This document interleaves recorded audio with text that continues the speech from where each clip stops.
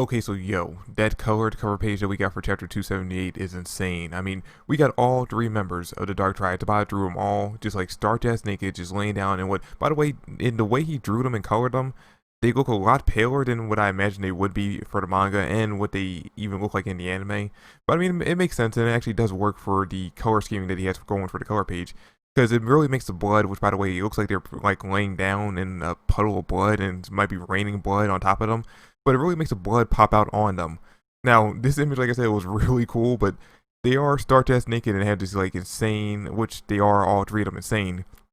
But they have these really crazy looks on their faces, and if anyone had no idea what Black Clover was about, and this was the first image they actually saw of the series in general, they would think that this is about a completely different story. Hey, what's up, guys? Alright, so we're back with Black Clover chapter 278, which the leaks for this chapter, I know everyone's been waiting for the leaks for a long time now. I kept checking myself all throughout the week for the leaks to be released, and they really came out late this week. They came out around like 2 to 3 o'clock in the morning, Thursday night going into Friday morning, which is weird. They're usually out around like, around that time really, Wednesday night, maybe Thursday morning or Thursday afternoon, but it's usually not that late, and the chapter got translated like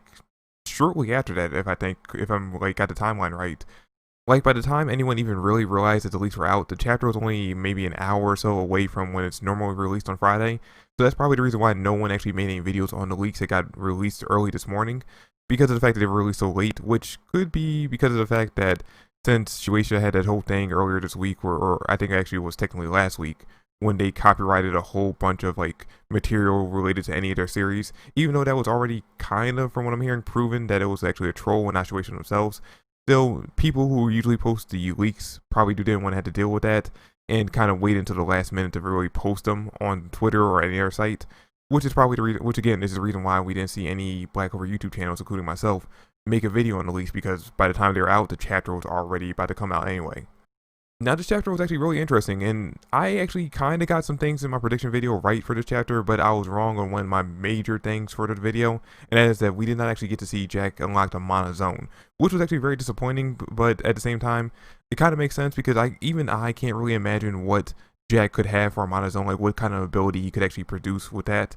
I mean, it makes sense with Yami's abilities, it makes sense with all the other characters that we have seen Mana Zones from, but when it comes to Jack's severing magic, it doesn't really,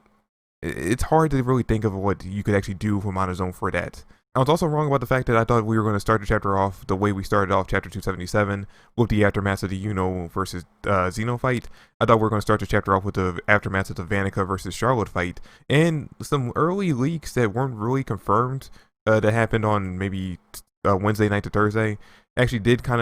of hint towards the idea that we would start off with Vanica basically thinking of how she lost this fight against Charlotte, and then move over to the Dante versus Jack fight. But we actually start the chapter off with that fight, and we actually immediately start the chapter off with them already fighting, and Jack slicing away at Dante, and it's having no effect. Like literally, Jack is throwing attack after attack at Dante, and the slices are just going right through him, and it's because of the fact that Morris actually enhanced Dante's regeneration magic, his flesh magic, so now no matter what damage he takes, he just instantly heals from it. He even mentions in the chapter that basically he thinks that with the enhancements that Morris gave him, now the only thing that has the possibility of damaging him is actually Asta's anti-magic. Which, speaking of which, despite the fact that Dante's flesh magic allows him to basically regenerate and heal his body, and even though he went through the healing process that Morris gave him, we see in this chapter that Dante still has the scar from when Asta slashed him with the Demon Slasher Sword. Now, interestingly enough, and again, another thing I kind of got wrong in my video, Nock actually played a bigger role in this fight than I thought he would. He didn't really do anything when it comes to like fighting Dante one-on-one or actually really doing any real damage to Dante in the chapter, but he did have a more active role than we saw basically Langris have when it came to Yuno's fight against Xeno, or when Real had when it came to Charlotte's fight against Vanica. Because in this chapter, after Dante realizes that none of Jack's slashes are really affecting him, he activates his gravitation magic, Demon King Presence, I believe that's called. I believe that's what it's called, or Presence of the Demon King. And after that, basically, Nock and Jack get knocked to the ground. Jack pretty much can't move for the entire chapter, and Nock's actually only able to get up after he activates his Devil Union mode with the Donkey Devil, which I'm not going to say the name that they give in the fan translation of the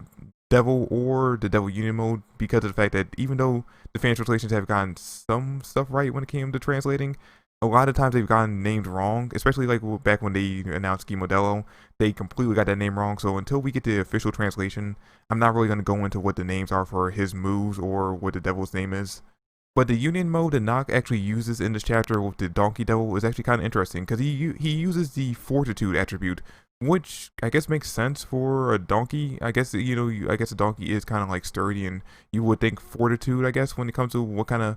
fighting skills it would have. And basically, this mode actually has a high defense and somewhat high power, but it doesn't really do too much against Dante. Like, he doesn't really stand a chance of defeating Dante himself. Nock even mentions that in the chapter, and he says that he's highly relying on Jack's ability to possibly cut away at any magic, including Dante's gravitation magic and his flesh magic. But even though Nock knows that he can't outright defeat Dante by himself, he doesn't seem all that worried throughout the chapter of actually taking damage from Dante. Like, he seems confident in his defensive abilities when it comes to blocking Dante's attacks. And keep in mind, this is after Dante actually already activates his second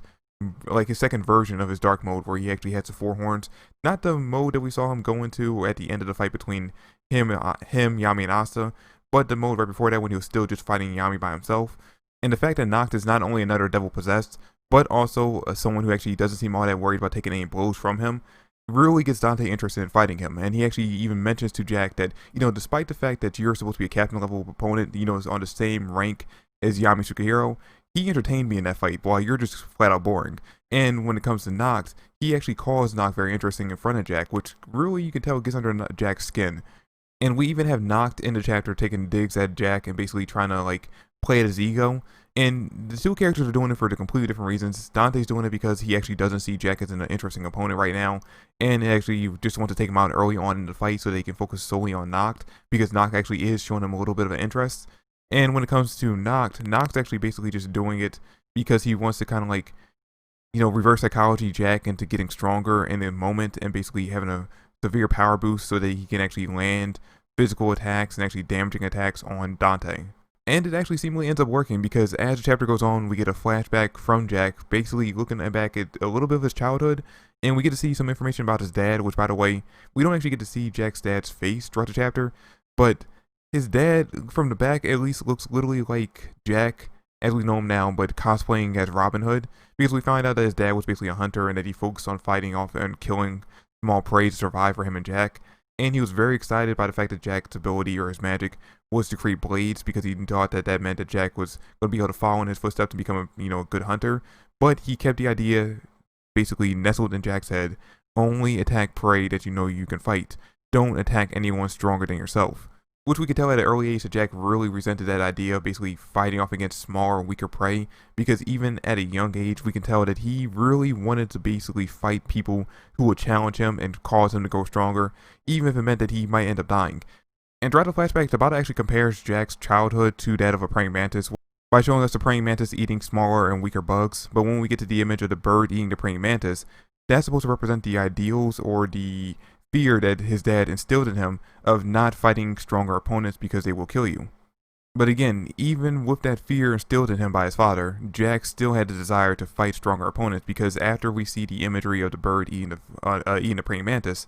he says to himself, how long will I have to live like this? And it's a fan translation. It might not be exactly what he said. We will get the official translation on Sunday, but we can pretty much assume that's somewhat close. And then after that, on his 13th birthday, or around the time he was going to be turning 13, his dad actually ended up dying by being attacked by the king of the mountain that they lived on, which was actually just a giant, kind of demonic looking bear, which Jack immediately, as we see in the flashback, despite the fact that he knew that at some point his dad would end up dying by a stronger opponent,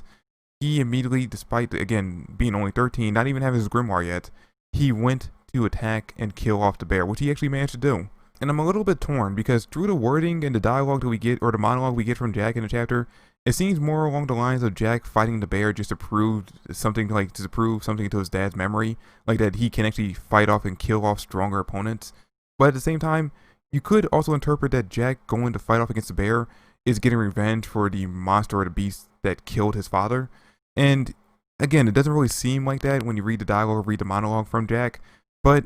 Jack is a character who doesn't really show his emotions or show his feelings through words or facial expressions. He shows them through actions. Because, I mean, if you go back to chapter 262 during the captain's meeting, even though Jack didn't seemingly care that much about William and Yami being captured, and his words really showed that he kind of just belittled them for being captured by the Dark Triad members,